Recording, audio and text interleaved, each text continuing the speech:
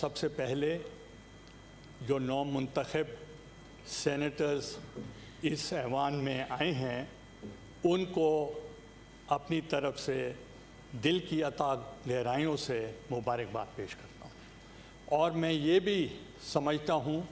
کہ جو سینئر اراکین ہیں سینیٹرز، ان کا بہت بڑا رول ہے یہاں اس سینٹ میں ان کے رول پہ خراج تحسین بھی پیش کرتا ہوں اور توقع کرتا ہوں کہ جو نئے اراکین آئے ہیں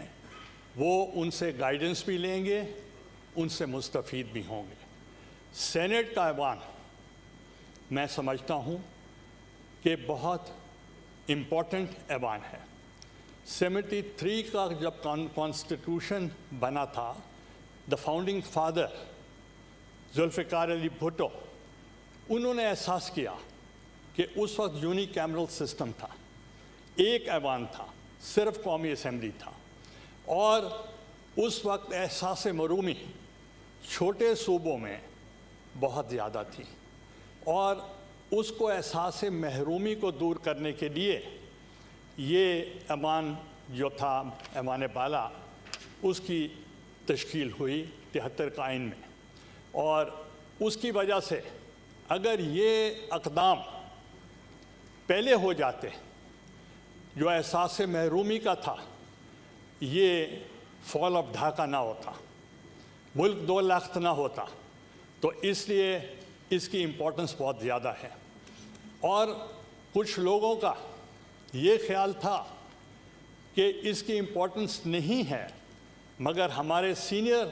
جو یہاں سینیٹرز ہیں ان کے رول سے، اور میں رضا ربانی صاحب کا بھی نام لوں گا کہ انہوں نے ادھر قومی اسمبلی میں بھی اور ادھر بھی enhancement of the powers of the senate پر زور دیا، اور میں سمجھتا ہوں اس کو ہونا چاہیے۔ ایک جو یہاں لوگ سمجھتے ہیں کہ یہ جو سینیٹرز ہیں بڑی آسانی سے بن کر آ جاتے ہیں، اتنی آسانی نہیں ہے، یہ بڑا مشکل الیکشن ہے، اور چونکہ میں ساری زندگی ایم این اے کا الیکشن لڑتا رہا ہوں، اس لیے مجھے احساس نہیں تھا کہ سینٹ کا الیکشن جو ہے وہ کتنا مشکل ہے۔ اور آپ نے دیکھا ہوگا کہ جب تک میں وزیر اعظم رہا، اسپیکر قومی اسمبلی بھی رہا، 5 دفعہ وزیر بھی رہا، مجھے یہ احساس نہیں تھا کہ سینٹ کی سیٹ جو قومی اسمبلی کی ہے وہ کتنی امپورٹنٹ ہے۔ وہ ہمیشہ جو گورنمنٹ ان پاور ہوتی تھی وہ آٹومیٹیکلی وہ ان کے پاس چلی جاتی تھی۔ جب میں اس دفعہ الیکشن لڑا with the support of the P D M, تمام پولیٹیکل فورسز کے ساتھ، combined candidate of the P D M, اور میں نے دیکھا کہ ایک چائنیز سیئنگ ہے، when you climb a hill you see more hills to climb, اور درخواست دینے کے بعد جو الیکشن ہوا that was the mother of all elections. تو اس لیے میں سمجھتا ہوں کہ وہ اتنے آسان الیکشنز نہیں ہیں، and the people were glued to the television کے رزلٹ کے لیے، اور آپ نے دیکھا کہ اس کا کتنا پہلی دفعہ پتہ چلا کہ یہ بھی الیکشن ہوتا ہے۔ اور اس دفعہ سینٹ میں یہ ایک ہم نے ویسٹ منسٹر سسٹم کے تحت آئے ہیں۔ Westminster system parliamentary form of government ہے۔ Quaid Azam Muhammad Ali Jinnah he always preferred the parliamentary form of government and he gave importance to the parliamentary system. اس کے مطابق اس لیے ہے کہ we are answerable to the people of Pakistan through the parliament. اور مجھے یاد ہے کہ میں بطور وزیر اعظم کی حیثیت سے میں کبھی بھی مس نہیں کرتا تھا کوشچن آور، کیونکہ آئی میڈ شیور کہ جو پارلیمنٹیرینز ہیں یا منسٹرز ہیں یا پارلیمنٹری سیکرٹریز ہیں، منسٹر آف اسٹیٹس ہیں، they should be answerable to the people of Pakistan. I made it a point to be present during the question hour. اگر کہیں کوئی منسٹر جواب دینے میں مجبوری یا مشکل پیش آتی تھی، دقت آتی تھی، تو میں ایز پرائم منسٹر خود کھڑے ہو کر میں جواب دیتا تھا، اور جب جواب دیتا تھا تو اس سے کچھ میرے لحاظ سے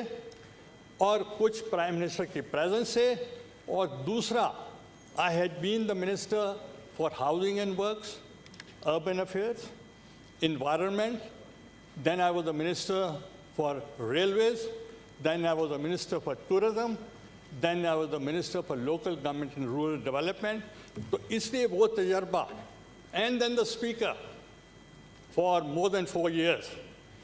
تو وہ تجربہ ہمیں فائدہ مند ہوا۔ اب ویسٹ منسٹر سسٹم میں کیا ہے، دو بھی سینئر موسٹ لائک اسپیکر، میرے ساتھ اسپیکر تھی ہاؤس آف کامنس کی Lady Boothroyd, now she is a member of the House of Lords. اس لیے مجھے خوشی ہو رہی ہے کہ I have entered this house with a open heart, کہ میں اس ہاؤس میں انشاءاللہ I will carry everybody with me, I will carry the opposition with me. اس لیے یہ ہمارا رول ہے، اور اس رول کے لیے کبھی کبھی مشکل ہو جاتی ہے from this side of the divide, کہ ان کو گورنمنٹ کی طرف سے کبھی بولنے میں اگر مشکل بھی ہوگی، ان کی ہم آواز بنیں گے، ہم ان کی طرف سے بھی بولیں گے، چونکہ ہمارا ملک ہے اور ملک کے مسائل ہمیں معلوم ہیں۔ جب پی ڈی ایم بنا تھا تو اس وقت جو بیسک فارمولا تھا وہ تھا کہ کانسٹیٹیوشنل رائٹس اور اکنامک رائٹس، ہیومن رائٹس، مہنگائی، بے روزگاری اور لیبر اور امپلائیز، خواتین، مائنورٹیز، کاشتکار، ہاری، ان سب کی ہم آواز بنے تھے، اور انشاءاللہ وہ آواز جاری رہے گی۔ اور جو بھی اس ملک میں جو تکالیف ہیں وہ آپ کو بھی ہیں، اس سائڈ پہ بھی ہیں، اس سائڈ پہ بھی ہیں، تو اس لیے ہمارا فرض ہے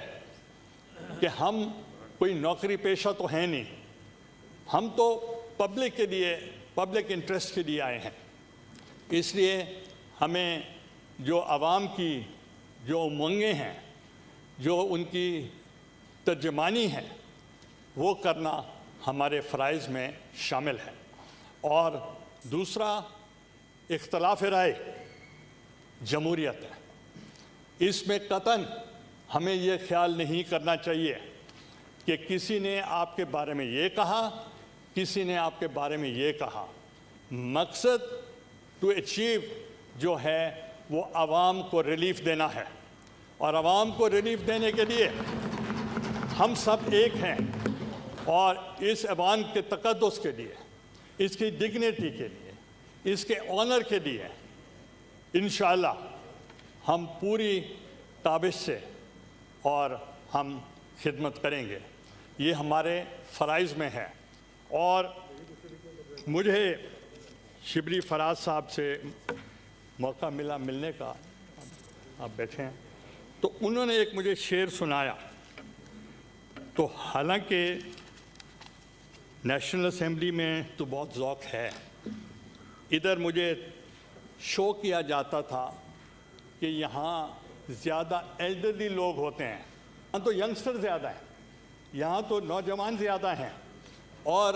مجھے کہا جاتا تھا، I used to say, minorities and women, they are my constituency. کیونکہ women represent 51% of the population. اور اس کے لیے آج بھی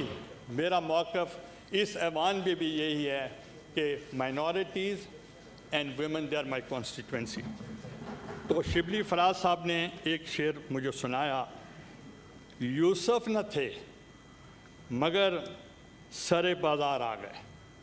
یوسف نہ تھے مگر سر بازار آ گئے، خوش فہمیاں یہ تھیں کہ خریدار آ گئے، آواز دے کر چھپ گئی ہر بار زندگی، ہم ایسے سادہ دل تھے کہ ہر بار آ گئے، اب دل میں حوصلہ نہ سکت بازوؤں میں ہے کہ اب کے مقابلے میں میرے یار آ گئے، ہم کج ادا چراغ کہ جب بھی ہوا چلی طاقوں کو چھوڑ کر سر دیوار آ گئے، سورج کی دوستی پہ جنہیں ناز تھا فراز وہ بھی تو تیرے سایہ دیوار آ گئے۔ پاکستان زندہ باد۔